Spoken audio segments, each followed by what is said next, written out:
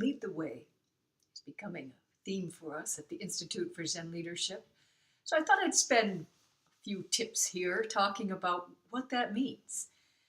How do we do that? Why has that become such a central theme for our work in Zen leadership? Well, the lead part is clear. We say extend your energy out, don't be a victim, be a cause. Not coping mode, but transforming mode of how we bring ourselves into the world, that we can proact, not react, which is the work of leadership. What do we mean by the way?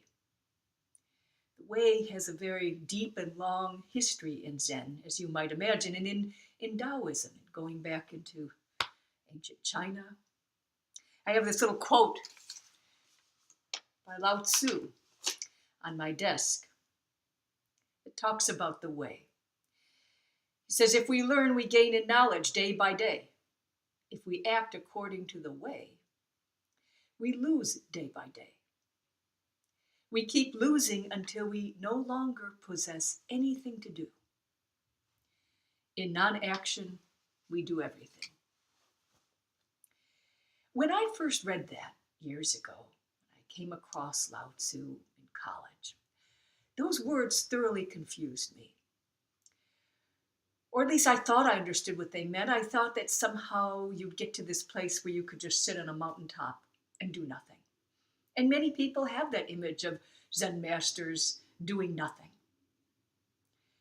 Just being, just sitting. And I used to think, I'm a person of action. I can't do nothing. And yet, the truth of those words speak to me deeply.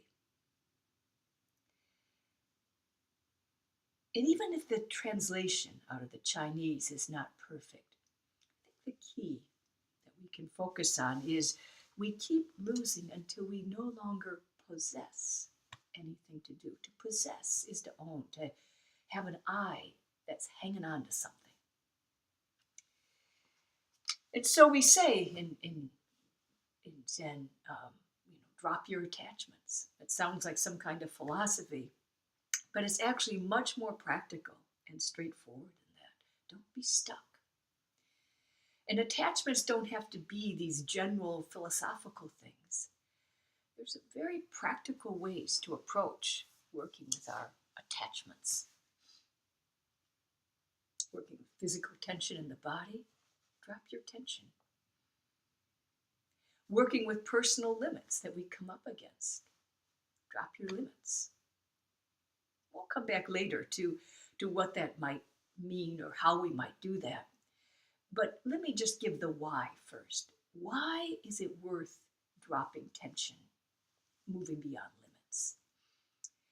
Because the ego only knows itself by these things. The ego doesn't exist in some finite, stable, forever kind of state. It just arises as a result of all these connections it makes to what it thinks it is, who it thinks it is. So as we start cutting those cords, the ego is starting to get cast adrift a bit until eventually we experience, and I don't mean believe, I mean experience, our life beyond the ego.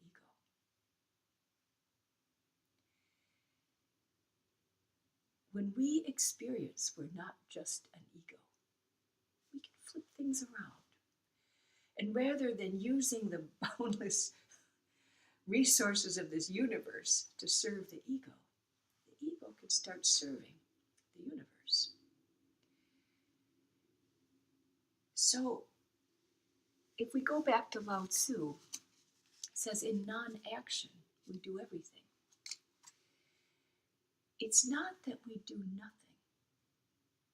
It's that there's no separate I acting. In non-duality, we do everything. And that's what we mean to lead the way.